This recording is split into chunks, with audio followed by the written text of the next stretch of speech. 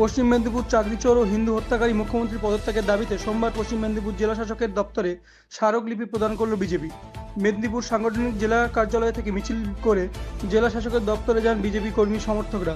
এদিন কর্মসূচি উপস্থিত ছিলেন মেদিনীপুর প্রাক্তন সাংসদ দিলীপ ঘোষ, মালদার সাংসদ খগেন মুর্মু সহ জেলা বিজেপির নেতৃত্বরা।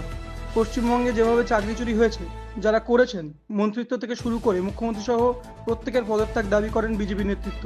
পাশাপাশি হিন্দুদের উপর যে আক্রমণ নেমে এসেছে তারও প্রতিবাদ জানায় বিজেপি। স্মারকলিপি প্রদান শেষে সংবাদ মাধ্যমের মুখোমুখি হয়ে দিলীপ ঘোষ জানান, সাপ ও বিড়াল ভয় পেলে যেভাবে ফোঁসফোঁস করে, এখন এরাও তা করছে।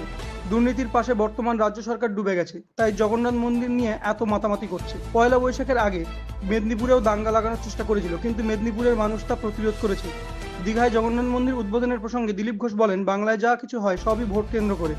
উনি যতই মন্দির করুন না কেন, ভোট পাবেন না, আর মন্দির তো সবাই যাবে। তিনি আরও বলেন, রাজ্যে যেভাবে আইনজীবীদের উপর আক্রমণ করা হচ্ছে তা অত্যন্ত নিন্দনীয়।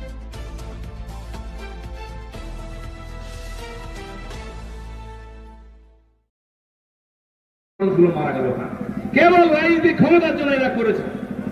ভারতীয় জনতা পার্টি সারা ভারতবর্ষ থেকে এক একটা টেররিস্টকে, সে খ্রিস্টান টেররিস্ট হোক, সে মাওবাদী টেররিস্ট হোক, কমিউনিস্ট টেররিস্ট হোক, সে ইসলামিক টেররিস্ট হোক, তুলে তুলে নিয়ে আসছে, মাটির নিচ থেকে নিয়ে আসছে।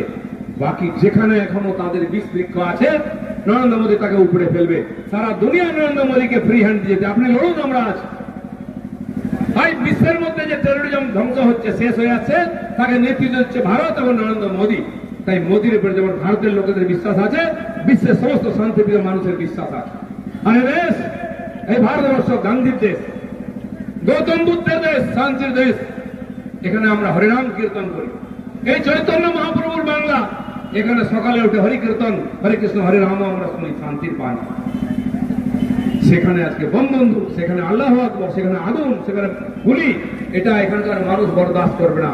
আর যদি এখানকার বাংলার মানুষ এটাকে দেখেন আর চুপ করে থাকেন, জেনে রাখুন, আজ পশ্চিমবাংলার যে হিন্দু, তারা অর্ধেক ওপার বাংলা থেকে উদ্বাস্ত হয়ে এসছে।